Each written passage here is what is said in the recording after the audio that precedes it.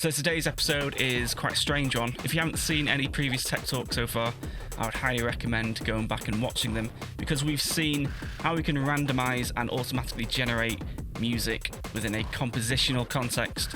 Today we're going to be looking more at recycling loops and how we can randomize and automatically generate more content out of those loops. Like I say, it's going to be a strange one. It's kind of turned into more of a funk jam, which is not what I was expecting, but you'll see what I mean. My name's Dom, welcome to Tech Talk.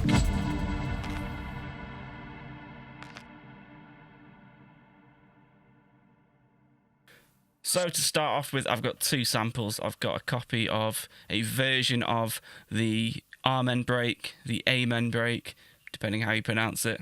I'm sure you've all heard this before. And I've also got a slap bass solo. Nice bit of slap funk. So together, not that it really matters, they sound like this. We're not going to be using it in that context. We're going to be chopping them up and doing something completely different.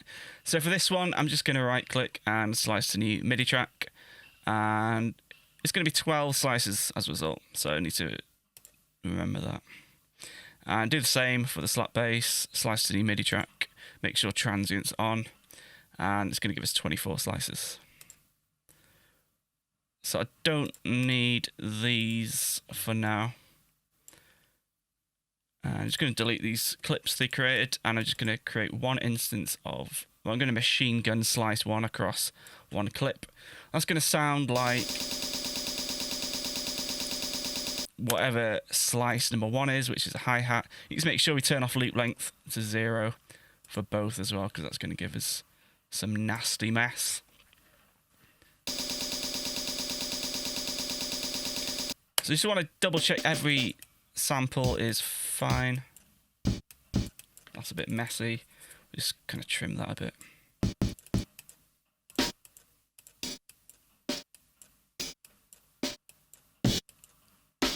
Thrilling television. Okay, that's dead, so we can get rid of that.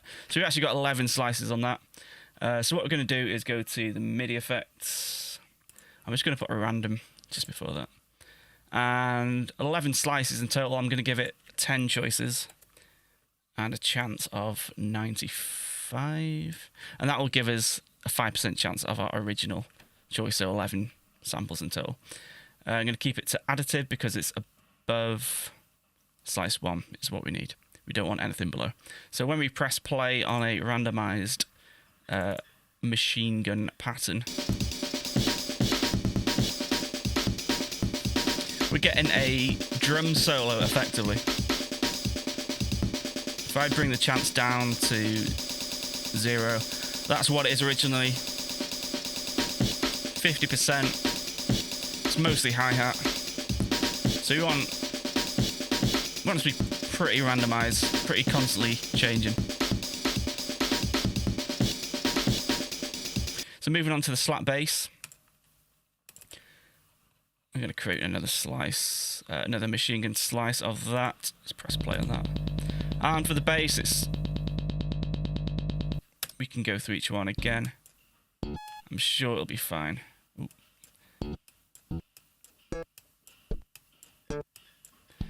And that's just the nature of these slices. It'll be fine. I'm just going to skip ahead. And for this, we're going to go to random. I forgot how many slices we have. We got 24. Okay. So again, we actually have 24 choices within random anyway. So I'm going to give it 23 because I don't want any silence. And then I'll put it back to 95% chance. And we should get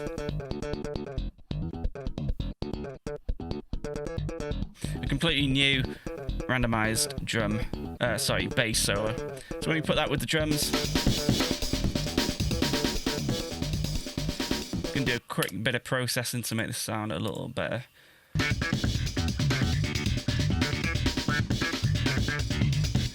So we've got a little jam going on there. I'm going to get rid of this clip, and I'm actually going to route the MIDI information to be received from our drums here. And I'm going to do it pre-effects. Because I don't need the random information being sent into this one in this instance. I just want to use this as a brain for the rest of what we're going to do. So let's put in some guitars, or let's say some fake guitars. Let's go to search instruments. We'll use this Strangler lead guitar, and we're going to receive the information from Armend4, and I'm going to use the randomness in this instance. Okay, not quite what I'm going for. Let's go to MIDI effects and boost this up a bit more. The bass solo is actually in D major, so I need to acknowledge that. So we'll put C major and we'll set the bass to D, and we'll put random on, and I'll also put pitch as well because I don't want it to be a riff, I want it to be more of a solo. Let's go 2 octaves higher.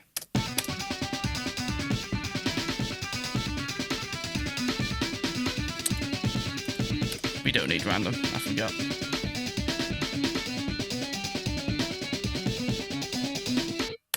And I'm going to put on another instance of guitar rig. I might as well treat myself. This time I'll go for...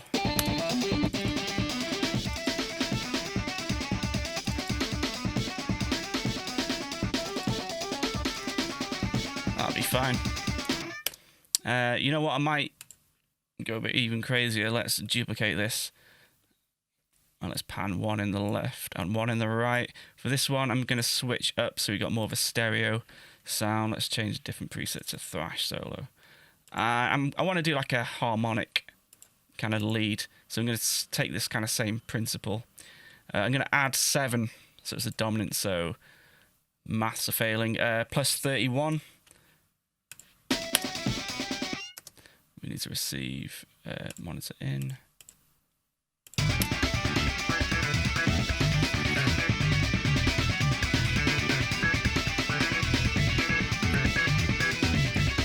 So we've got this kind of bizarre, very bizarre, furious funk jam going on between a drummer, a bassist, and 2 guitarists. Now, that's all great, but these 3 instruments are being triggered by 1 clip. We can now utilize this to recompose and pull the rug up from all this. Currently, it's just this machine gun 16-note pattern. So what if I duplicate that clip and just start playing around with taking stuff out, reverse engineer this sequence that I've created.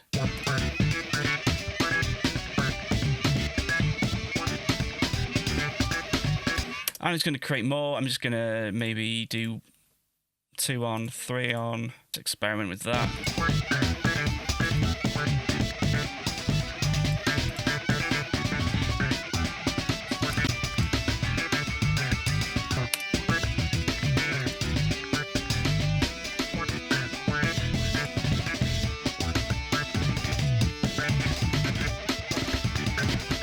Going a bit too far here, but you know me. I will just do some more there.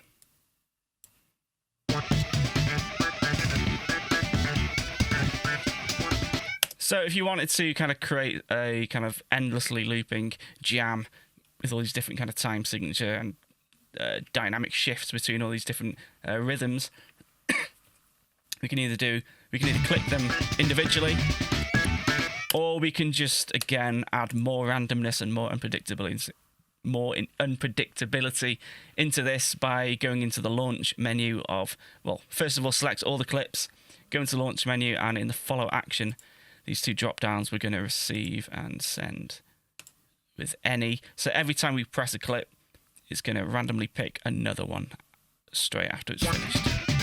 You can see it's there. It's already picking the next one.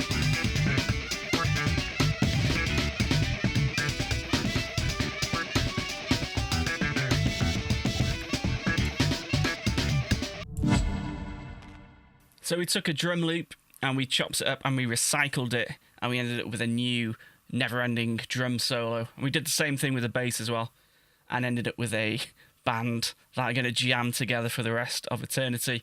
So the whole point of this exercise was to show you that random doesn't have to be just used in a compositional context. We can also use it to trigger audio as well. So that being said, hopefully that's given you some kind of food for thought and how you can maybe use that in your own productions. As always, make sure you are subscribed, alerts turned on, and keep your eye out for more content from myself, Chris, and Johnny. I've been Dom. See you in a bit.